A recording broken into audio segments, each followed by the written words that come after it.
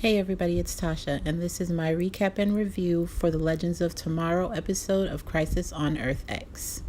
This episode had a lot going on. Love, war, death, pain, grief, marriage. It was a truly impressive culmination of the 3 hours that preceded it, and I have to applaud the CW writers for that, but my God, did they have to attack my feels like that. I had feelings. I had a lot of feelings, so many that I couldn't possibly fit all of my thoughts on this crossover into this video. So I'm going to save that for a separate video, and in the meantime, I'm just going to jump into the recap. So the episode kicks off with Professor Stein bleeding out from the bullet wound that he sustained trying to get to turn on the breach to get the heroes home. He's severely injured, so Jax decides to have them merge so they can escape. Meanwhile, at Star Labs, Evil Wells is about to cut into Kara, yet he gets stopped by the Atom, who with Felicity and Iris's help manages to get Kara away. They are almost home free when Evil Oliver shows up. We get a great moment from Felicity. She put herself between him and Kara. Felicity is a Jewish character with basic self-defense training, so she's absolutely no match for Earth X Oliver, yet she was willing to give her life to protect a superpowered alien. To me, that was the essence of bravery. She knew that she was in no way a threat to him, but she was willing to stand up for what she believed is right. But Felicity ends up being perfectly safe because her Oliver shows up just in the nick of time with some leverage. It was an interesting standoff, each Oliver holding the life of the other's love in the palm of their hand. But the moment quickly comes to an end when Reverse Flash speeds in and snatches Overgirl and Evil Arrow. Then Oliver and Felicity reunite, and it was a really sweet moment. While this is happening, the rest of the heroes unite to take on Metallo. This is definitely one of my favorite scenes. I didn't even know I wanted a scene between the new Black Canary, Dinah Drake, and Cisco, but it was so much fun. Plus, we got a Terminator reference. Honestly, having Cisco, Canary, Firestorm, the Ray, Vixen, all of them just blasting Metallo with their powers was great. Once he's destroyed, the writers decide to drown me in an ocean of feels because Jax goes to the medical bay and separates from Stein, and this is when we find out that Jax has essentially been acting as life support for the professor. The professor is too weak to survive on his own, and if he dies, then Jax will die with him. This is hands down the most devastating moment that I've seen on TV since Alaric's death in the Vampire Diaries. It was only made worse by the knowledge that he is a Jewish character who was injured by the hands of Nazis. But I will say that I'm glad that he got to go out on his own terms in the end. He gave up his life to save Jax, who he loved as a son. The whole moment was heartbreaking, and when Jax went to tell his wife and daughter, my tears were flowing.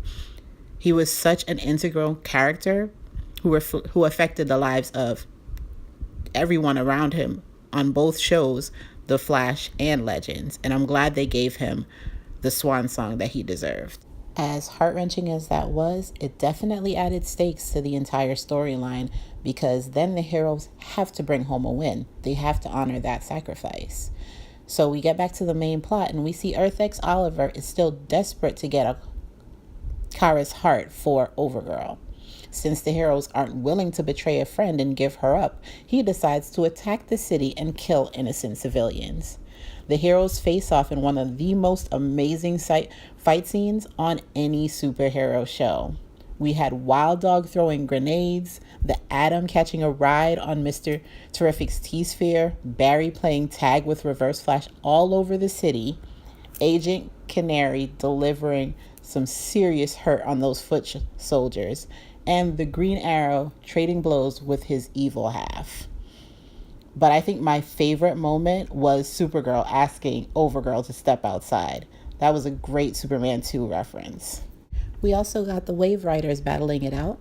Then they gave us a really amazing girl power moment with Killer Frost creating an ice bridge for her, Vixen, and Zari to ride into the evil Wave Rider, where they managed to shut down the ship's protective shield so that it could be destroyed. The battle ends with Barry letting Reverse Flash go. which I understand that Barry doesn't kill, but that was still so annoying because who knows how many people will suffer at the hands of Wells just because he made that choice. Then Overgirl explodes because she wasn't able to get the transplant that she needed in time, and her radiation poisoning essentially makes her into a radioactive bomb. So Kara flies her into the stratosphere to protect the city.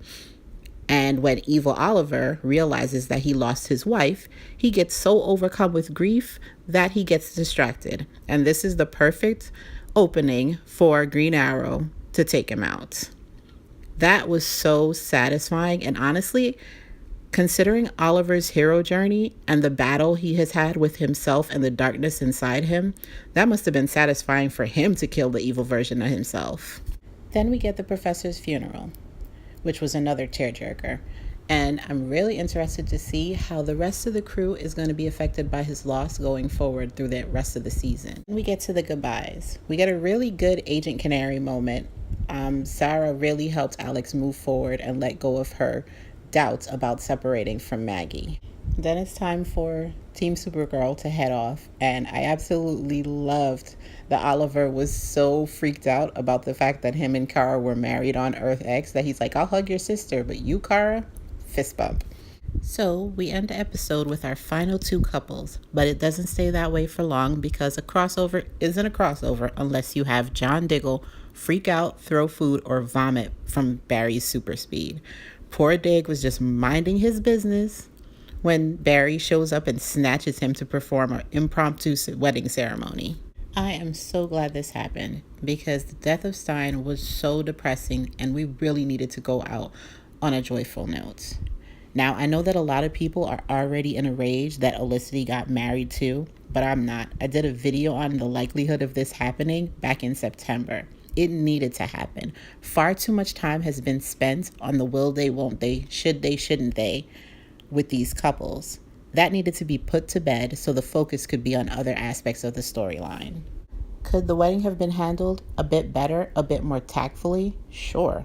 But it was an impromptu ceremony in a park after a funeral that never would have happened if Felicity didn't suggest John in the first place. And since Barry and Iris weren't exactly upset that Felicity and Oliver joined them, why should anyone else be? I understand that the Flash and West Allen wedding were the cornerstone of the crossover, but Arrow and Olicity are the foundation of the entire Arrowverse. And while West Allen deserves to be happy, there is no character that deserves it more than Oliver. He has lost his mother, his father, Yao Fei, Shadow. Sarah died on him like 3 times, Tommy twice. And all he wants now, after all that loss, is some stability. He has finally grown to a place where he thinks he deserves to have that happiness. And I'm glad that Felicity was able to move past her fears and give him that. Honestly, I wish people would stop complaining because both couples are now happily married. And at the end of the day, the ceremony doesn't matter half as much as the marriage does. And seriously, how can anyone be mad after seeing the smoopy hard-eyed emoji face that he made when she proposed? So, what did you guys think of the crossover? What were your favorite and least favorite moments? I think one of my least favorite moments after Stein's death was definitely seeing Lance as a Nazi. Paul Blackthorne is an amazing actor, but he is so method that he dives right into the character and makes it believable, and that was seriously off-putting. Anyway, thanks for watching.